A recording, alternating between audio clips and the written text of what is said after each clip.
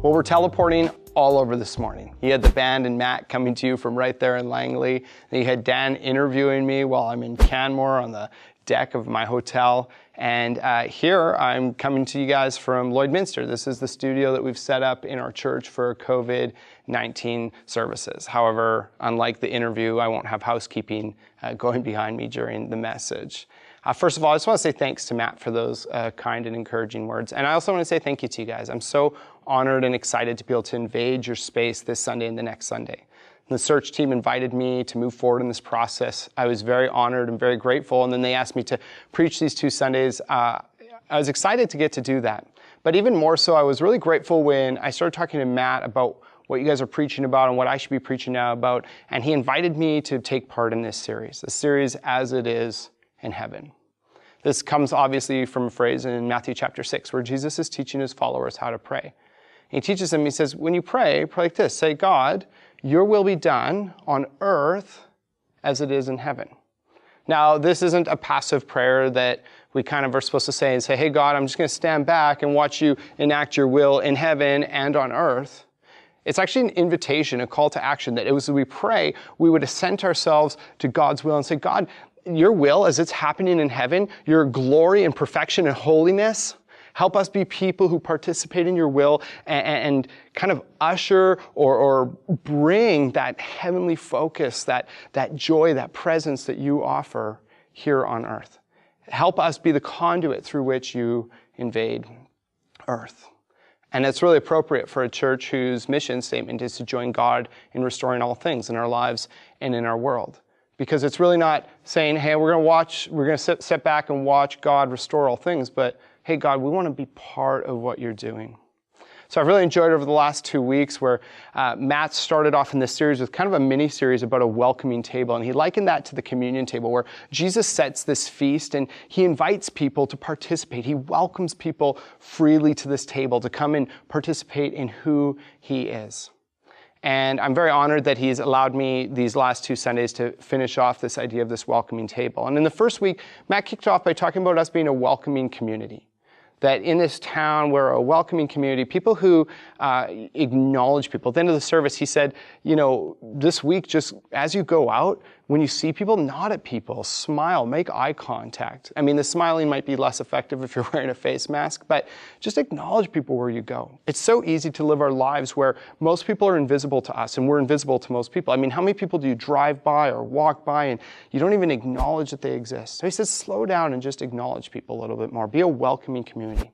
Then he took it a step further last week and he said, let's be a listening community. And he gave us really helpful ideas of how we can intentionally lean in and listen when we engage in relationships. When we're setting this welcoming table and being a welcoming community, how we can actually listen well and hear people's stories, hear what makes them unique, hear what's going on in their world. A quote that he dropped last week that I love is he said that listening is the seedbed for compassion. Listening is a seedbed for compassion. So what that means is that as we listen to people, we engage in these intentional listening practices, we kind of till the soil of that relationship. We kind of stir up the dirt and we get it all ready for this crop, this harvest of compassion to sprout up.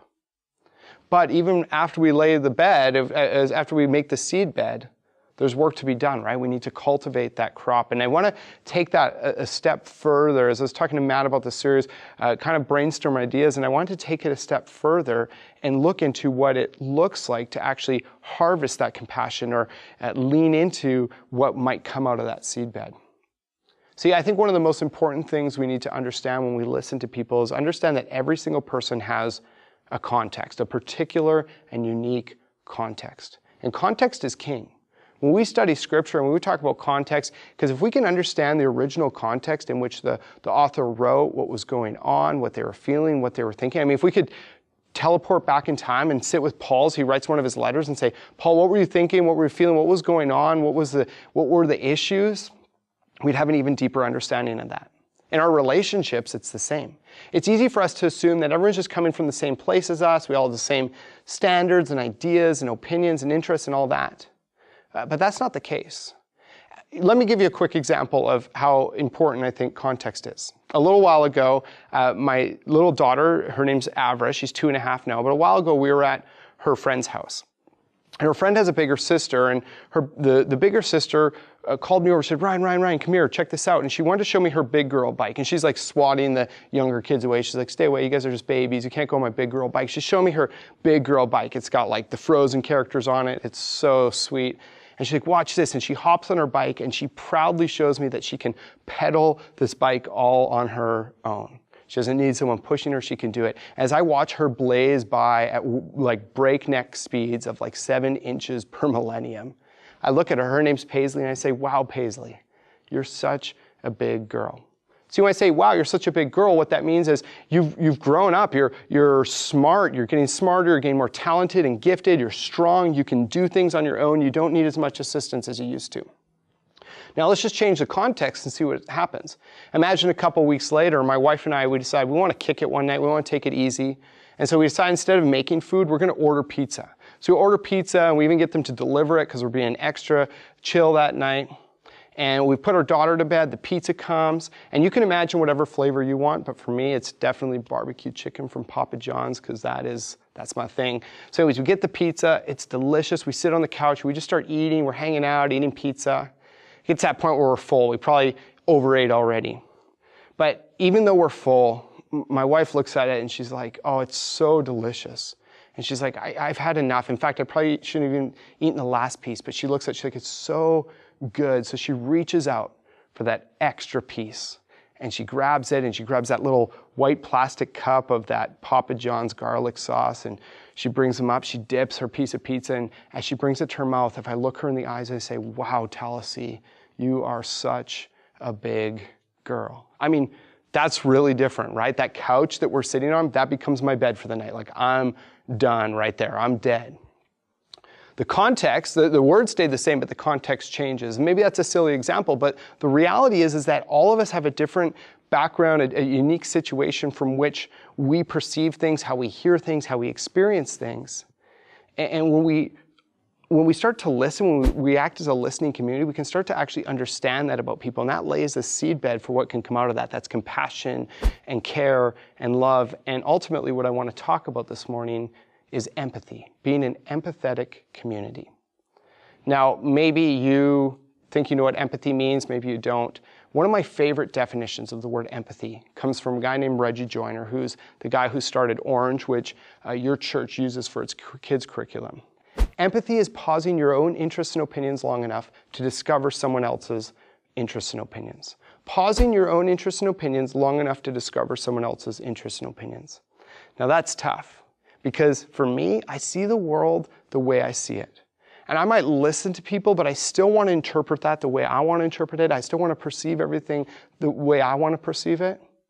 But when I actually pause my own interests, my own opinions, my own desires, my own way of thinking about everything, my own backstory, and consider someone else's and consider that might be unique, that's when I start to function with empathy. And that's when I start to actually understand where someone is coming from. It's easy for people, like I said earlier, to feel invisible to us. And some of that can happen just when we're not willing to pause long enough to understand where they're coming from.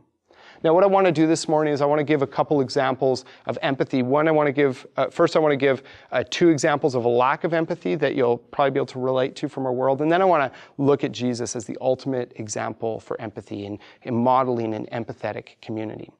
So first of all, I'm sure this is something you can relate to, but there's this company, Lay's. I'm sure you're familiar, Lay's chips. Now, I'll start with the positive before I get to the negative. Lay's, they have really understood my interests and opinions in understanding that I need thinly sliced discs of potato that have been preserved and manufactured and processed and sprinkled with magical artificial flavors.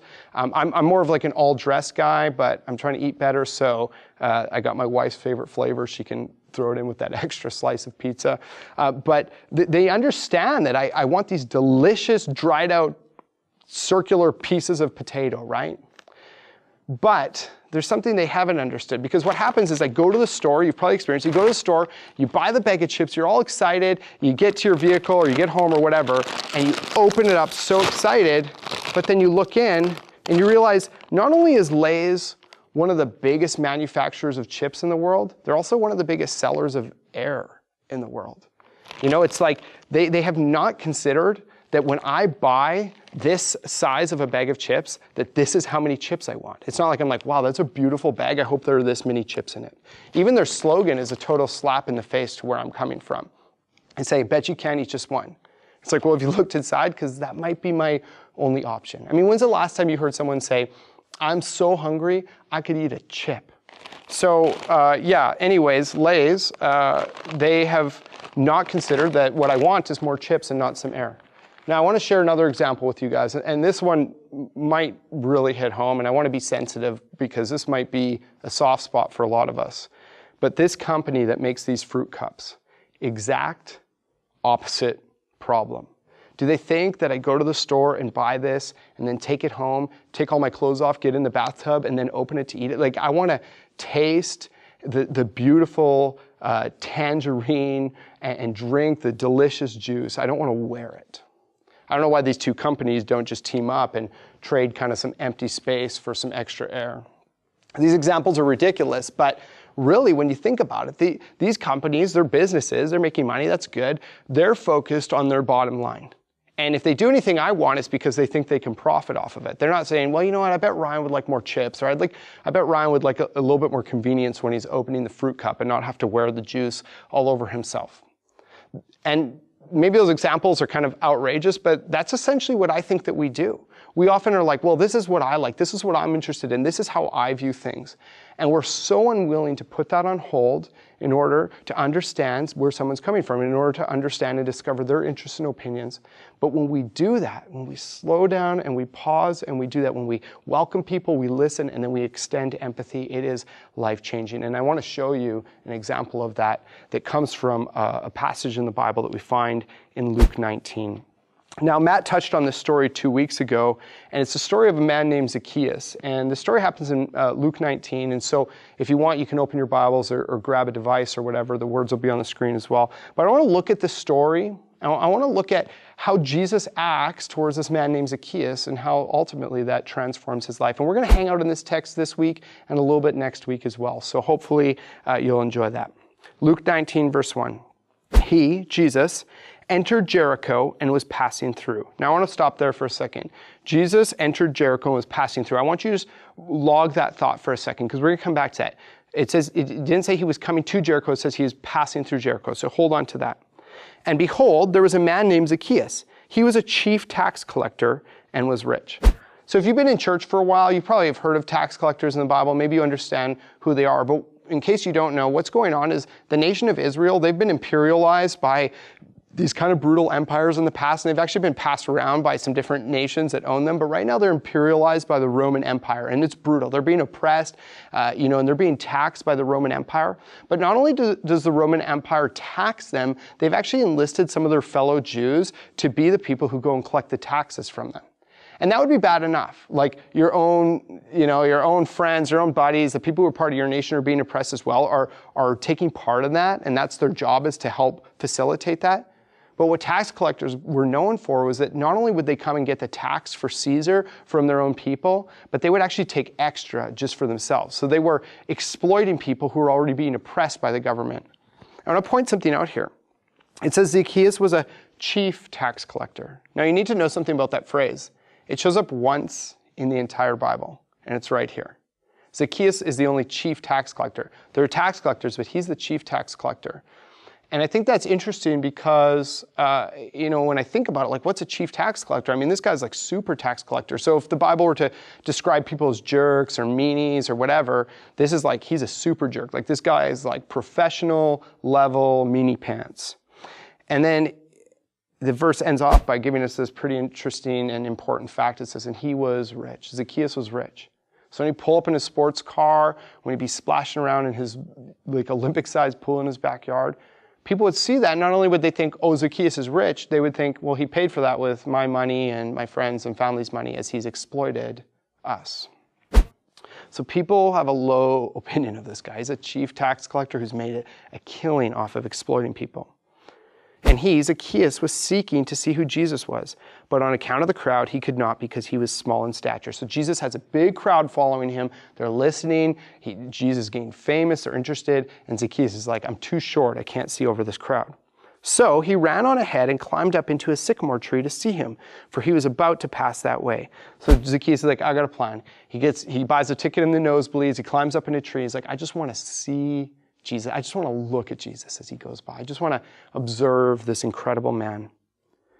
Verse 5, and when Jesus came to the place, he looked up and said to him, Zacchaeus, hurry and come down, for I must stay at your house today. So he hurried and came down and received him joyfully. I love how Jesus lacks like all social conventions here. It's like, Jesus, you're not supposed to invite yourself over for lunch. You're not supposed to invite yourself over to someone's house. It's like when you're young, you're not supposed to ask your mom if someone can sleep over, like right in front of your friend. And not only that, Jesus isn't just saying, hey, I'm coming over. It's like, but P.S., I've got 12 friends coming with me. It's like those hitchhikers who hide the extra family members and the pets until someone pulls over to give them a ride. And it's like, surprise, there are more of us. But Jesus just said, Zacchaeus, get down. I'm coming to your house. And look at, Zacchaeus is so excited. He comes down and he's full of joy. But check out the crowd's reaction. Verse 7 says, and when they saw it, they all grumbled. He has gone in to be the guest of a man who is a sinner. So the crowd, they're just turning on Jesus now. Think about this. Jesus is famous. This crowd, why are they there? They're following and hearing Jesus, and they're taking in the words of this incredible teacher. This happens a lot in our world when, some celebrity or icon or politician, people are maybe followers of them, they're fans, they like them, they're subscribed to their YouTube channel, they're following them on Insta, and, they're fans, but then all of a sudden that person tweets out something they shouldn't, or they do something that's like out of character, and what does everyone do? They jump ship. They're like, oh, no, I wasn't associated. They're like burning their merch of that person, or they're unfollowing them on social media. It's kind of what's going on. The crowd, they're all following Jesus, and all of a sudden he decides he's going to hang out with Zacchaeus. Like, dude, Zacchaeus is a chief tax collector. This guy's brutal. And so people are like scraping the Jesus bumper stickers off their vans. They're like, no, I didn't put that there. I was never a follower. And they turn on him and they start grumbling about Jesus. Verse 8, and Zacchaeus stood and said to the Lord, behold, Lord, the half of my goods I give to the poor. And if I have defrauded anyone of anything, I restore it fourfold. This is incredible. I mean, this story is short. These are the only two sentences that Zacchaeus speaks in the entire Bible, and his life changes like crazy. He says, Jesus, I'm going to give away half of everything and pay back those people that I've ripped off 4 times. I don't even know if the math adds up on that. But all of a sudden, Zacchaeus, who's so rich, just essentially gives it all away. And the text concludes by saying this, and Jesus said to him, today salvation has come to this house, since he also is a son of Abraham. For the Son of Man came to seek and save the lost. See, while the crowd's busy complaining about the fact that Jesus is hanging out with Zacchaeus, Jesus is saying, this is exactly who I came for. This is exactly who my mission was for. I think about this story, and I kind of sometimes, I like kind of putting myself in the narratives in Scripture. And I think, well, how would I respond? I'd like to think, well, if I lived in that community, I'd be nice to Zacchaeus. I wouldn't be one of the grumblers. But really, my opinion of him would probably be pretty low. I'd probably be like, this guy's a total dirtbag. Who treats people like that? This guy's ripping me off, ripping my family off, ripping my friends off. What's his problem? What's wrong with this guy? What a lowlife. I might even say that to his face. And of all people who would have the right to say that, I mean, Jesus would have the right to look down on Zacchaeus for what he's doing. I mean, Zacchaeus is doing something really awful and sinful, and Jesus has every right to come along and say, Zacchaeus, you're a dirtbag. I mean, let's compare Zacchaeus and Jesus. Zacchaeus is a greedy, selfish man who's making his living off of exploiting and ripping people off. Jesus, he's completely selfless. He comes on this mission to give, and give until eventually he gives his life away for everyone. Zacchaeus, he's hated, he's despised, he's looked down on, literally, and he's a loner. He's all alone. But Jesus, he's famous. Crowds are following him, clinging onto his teaching. Zacchaeus, he's a complete sinner. Jesus, sinless and perfect. You see, if anyone had the right to have a low opinion of Zacchaeus, it would be Jesus, the perfect creator of the universe who came down in holiness and complete righteousness. But he doesn't. He stops and he has this interesting interaction with Zacchaeus, and it seems to transform his life. All of a sudden he goes from rich to just wanting to give everything away. That's a big change. Well, what created such a big change in his life? Could it be that Jesus stopped, slowed down, and paused and treated Zacchaeus differently than anyone had up until that point? I mean, I'm kind of filling in the blanks because it's a short text in Scripture.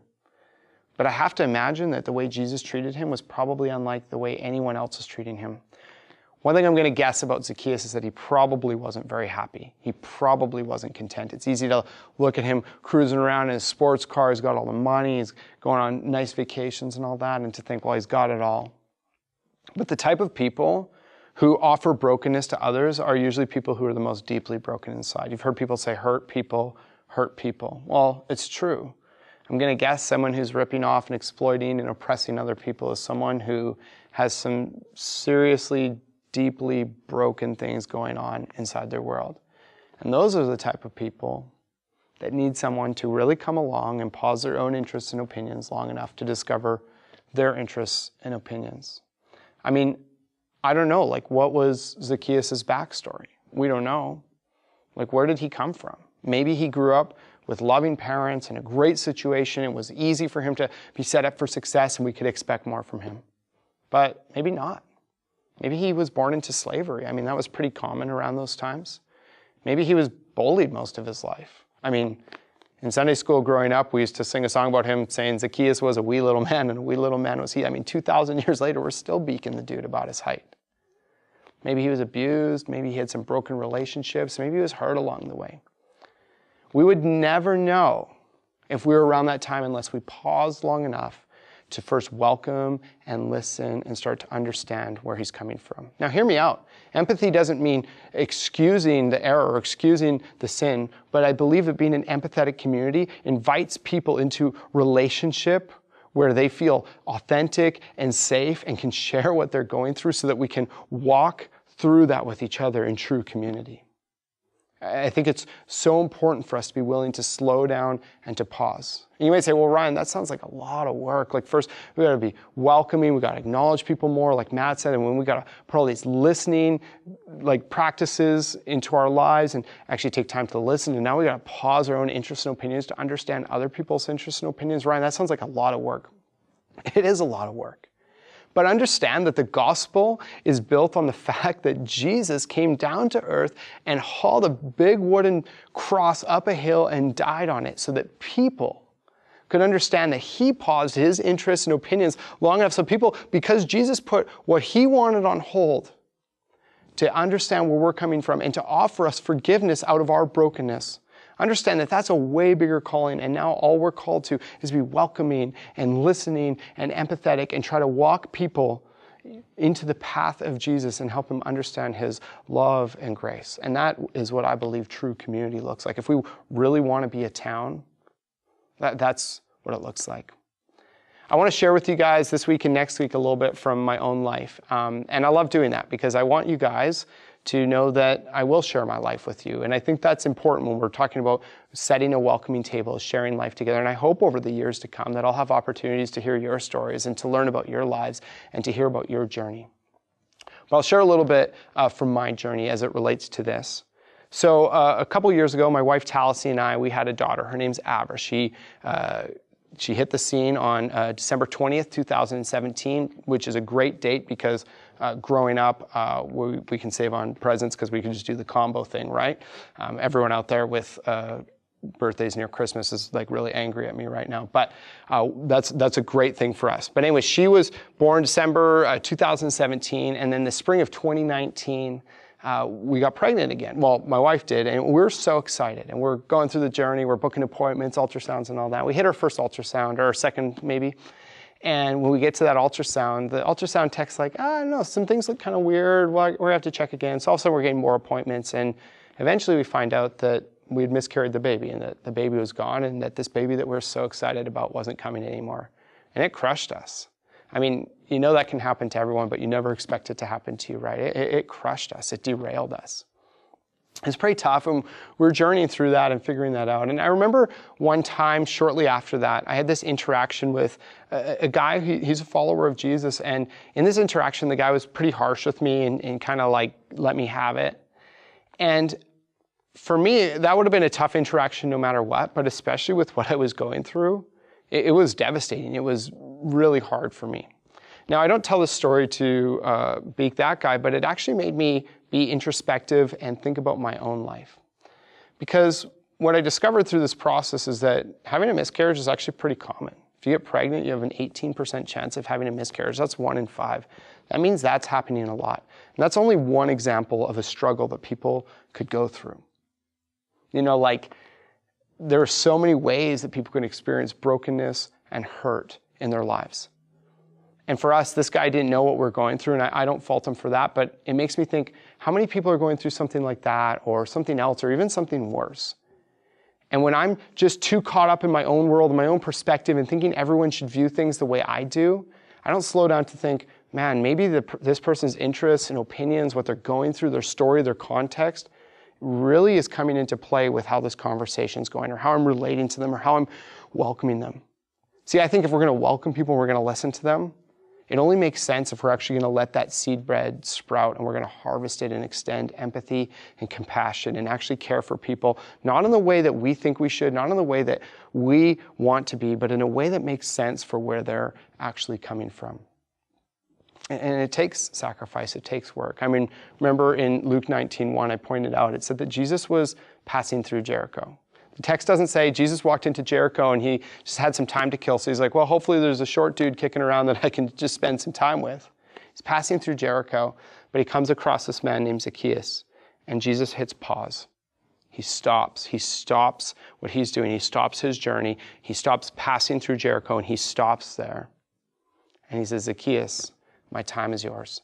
I want to welcome you, and I want to journey with you. So I'm not offering any big homework this week or anything like that. And I mean, maybe that's not even my place yet, because I'm just here for these couple weeks for now. But I want to encourage you to begin to assume a posture of being an empathetic community. You see, I truly believe that if we want to join God in restoring all things, and if we want it to be on earth as it is in heaven, then we need to take on the posture of our God, who is always willing to hit pause and meet us where we're at, with the hopes of journeying along with us and taking us to what's next. You see, this idea of a welcoming table that Jesus sets before us and he invites us to feast at is a table that we have the opportunity to invite those, whether they're part of our town or in our field, that we can invite them to be a part of that with us. And it's so exciting. I think as we do that, we need to be welcoming. We need to acknowledge people, make sure they're not invisible to us, make sure they know that they're visible, to listen to them, to be hearing what they're saying, hearing their stories, laying that seedbed for compassion, and then actually letting that compassion sprout out and be an empathetic community. Matt said that when we listen, when we welcome, it shows people that they're inherently valuable to God. It acknowledges that they're an image bearer of God. Are you willing to pause your interests and opinions long enough to discover the interests and opinions of another image bearer of God? Because I believe that when we welcome and when we listen and when we extend empathy, we lay a great foundation for being a gospel-centered community, which is what I want to talk to you guys about next week. I'd love to pray with you. Jesus, thank you that you are the master of empathy. And in the same way that you paused your journey to be with Zacchaeus and to show him that you care about him and you know where he's coming from, that you've done that for us. In our own journeys, you've offered us the goodness and the grace of the gospel, and you've transformed our lives, God. I ask that you would help us be a people who are willing to slow down and pause our own lives, our own trajectories, in order to consider those, your children, whom you love so much, God. Please help us welcome and listen and extend empathy as we strive to be a gospel-centered community. We love you so much, God. Amen. Thank you guys so much for letting me hang out with you this Sunday. I'm looking forward to next Sunday. I'm going to pass it back to Matt right now. Have a great week.